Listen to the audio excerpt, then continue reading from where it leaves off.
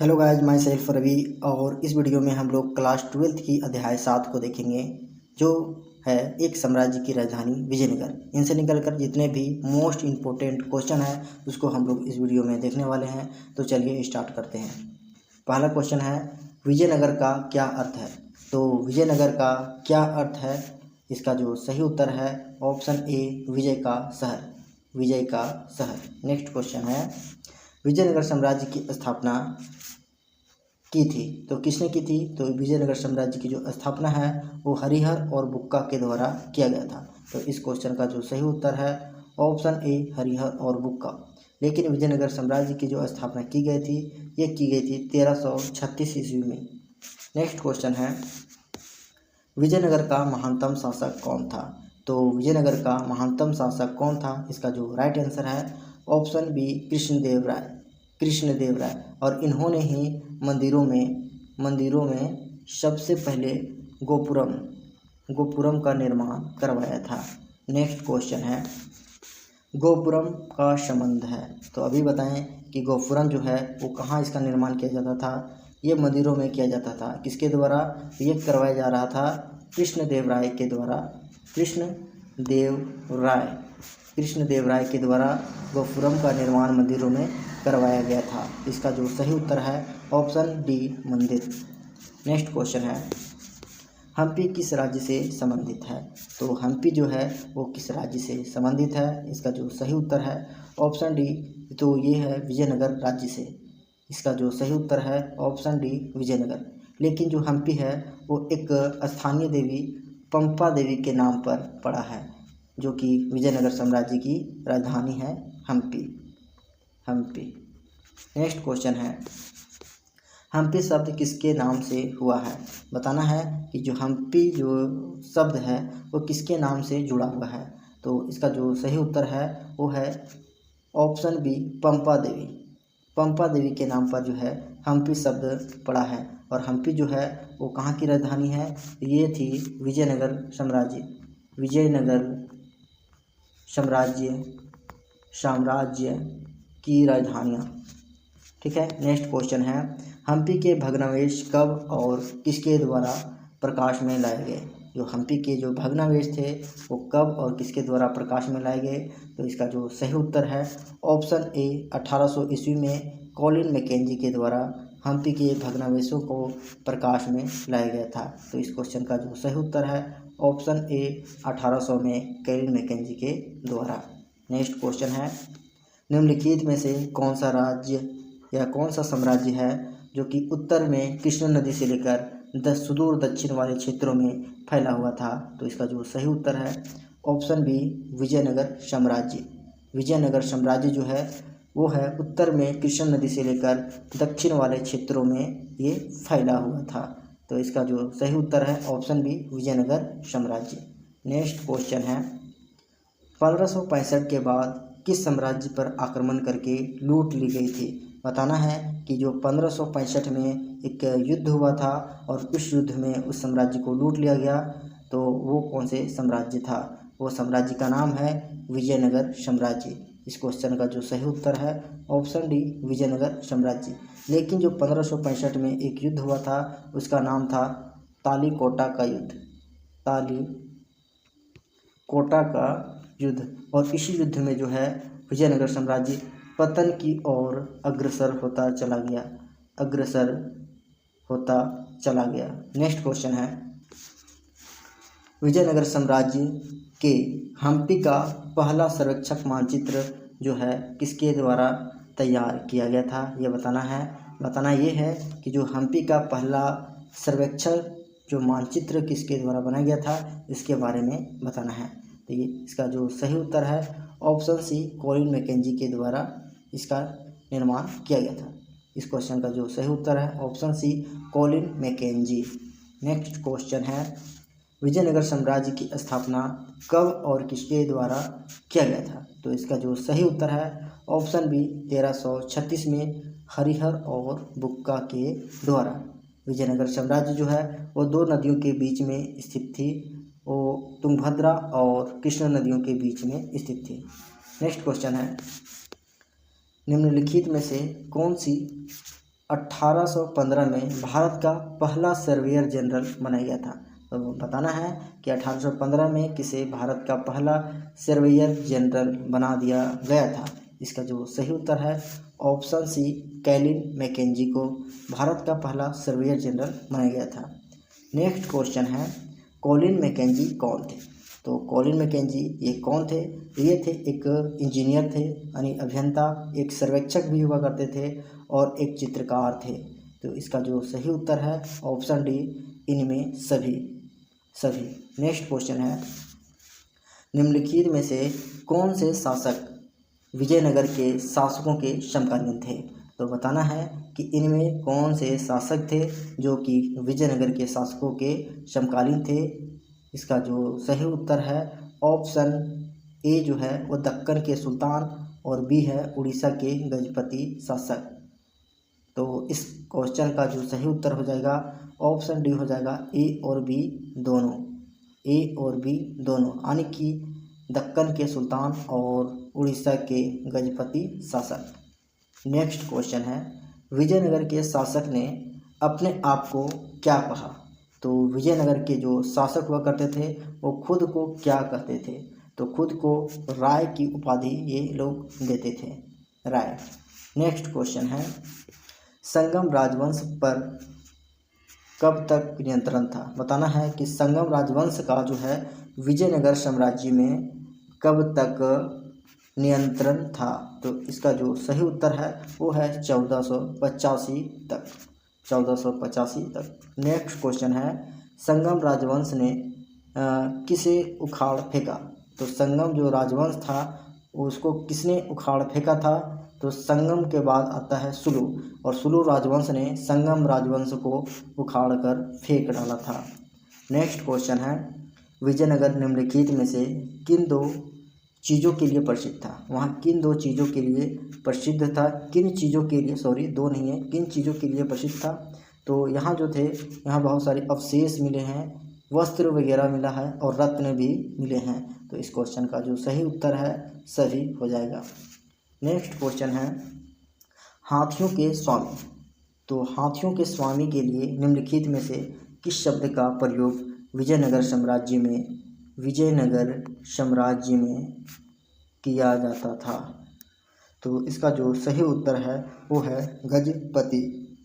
गजपति का ही अर्थ होता है हाथियों का स्वामी। नेक्स्ट क्वेश्चन है, कृष्णदेवराय किस राजवंश से संबंधित थे? तो जो कृष्णदेवराय हैं वो किस राजवंश से संबंधित थे?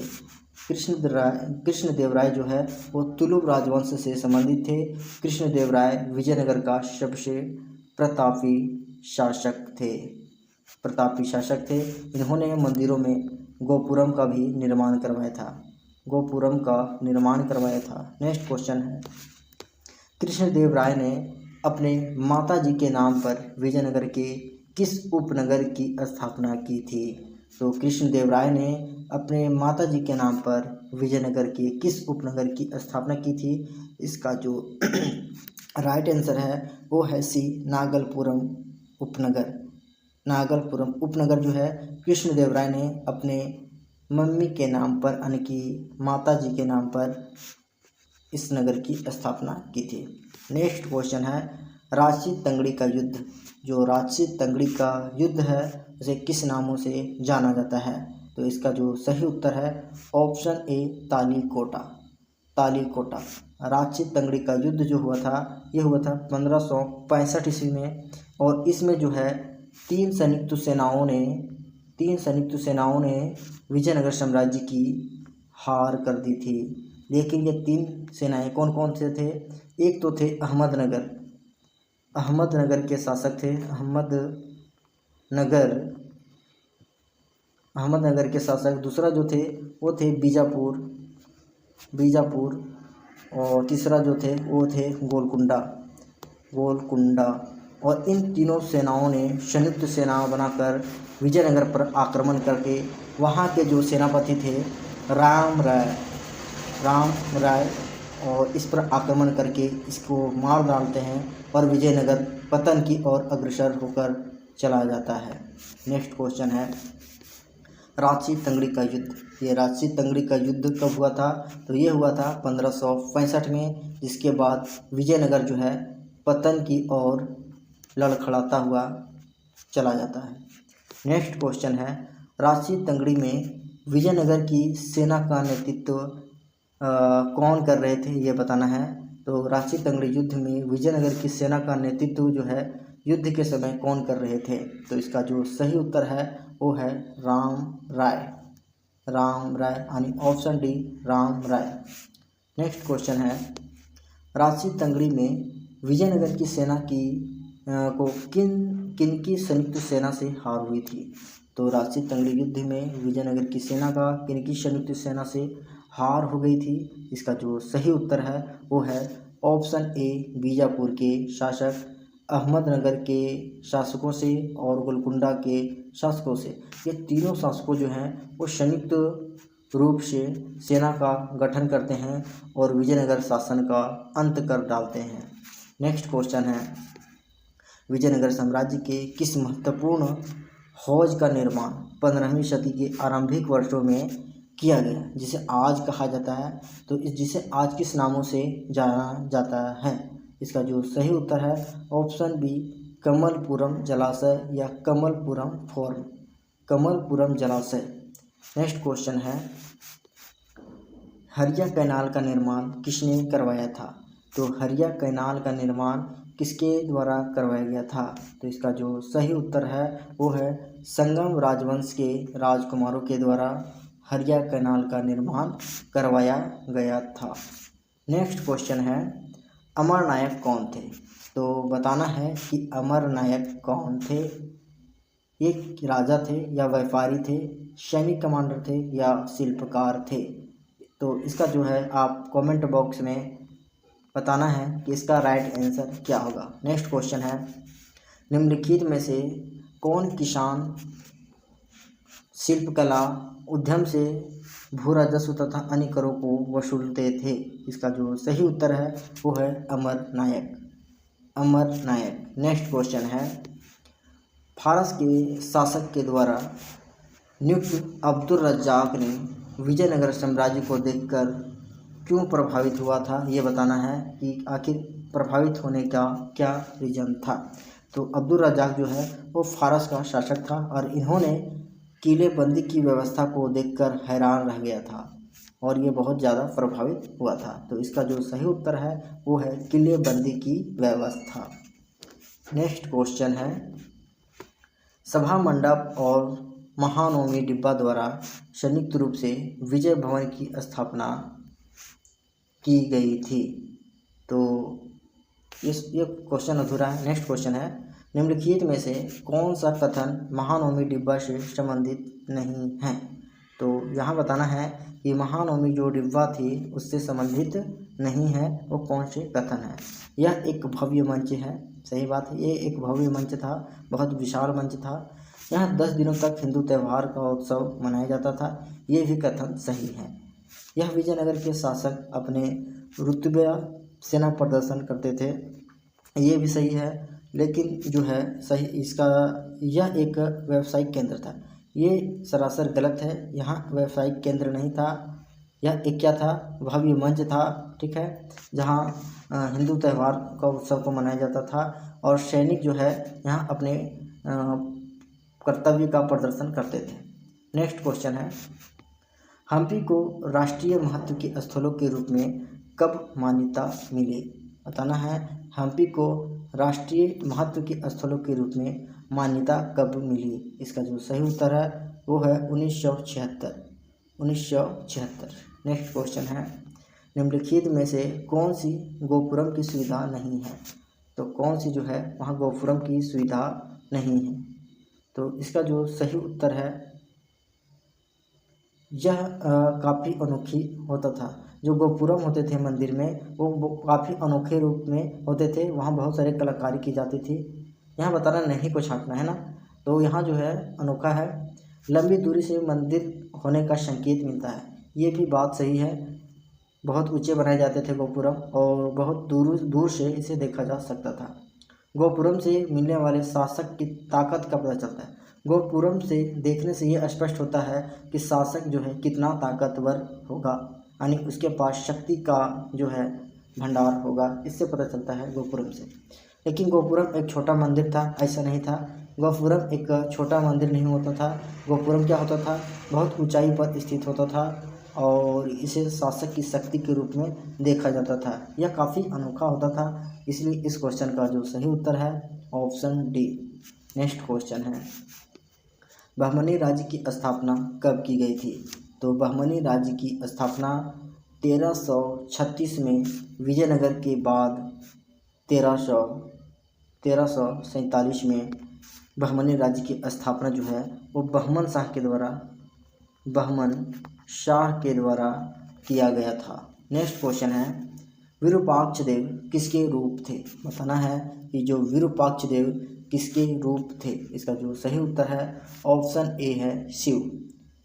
नेक्स्ट क्वेश्चन है, हम्पी को विश्व पुरातत्व स्थल कब घोषित किया गया था? तो हम्पी को विश्व पुरातत्व स्थल कब घोषित किया गया था? इस क्वेश्चन का आंसर आपको कमेंट बॉक्स में बताना है। कमेंट बॉक्स में इस क्वेश्चन का आंसर आपको बताना है।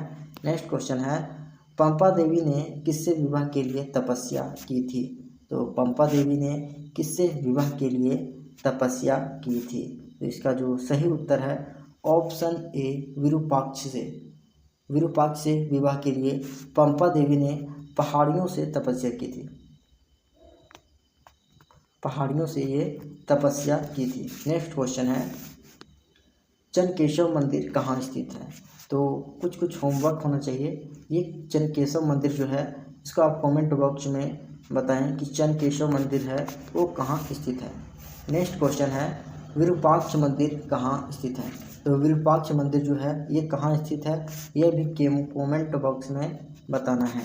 और नेक्स्ट क्वेश्चन है, बृहदेश्वर मंदिर कहाँ स्थित है? तो ये बृहदेश्वर जो मंदिर है वो तंजावुर में स्थित है। तो अगर वीडियो पसंद आया हो तो लाइक करें, चैनल को सब्सक्राइब करना ना भूलें।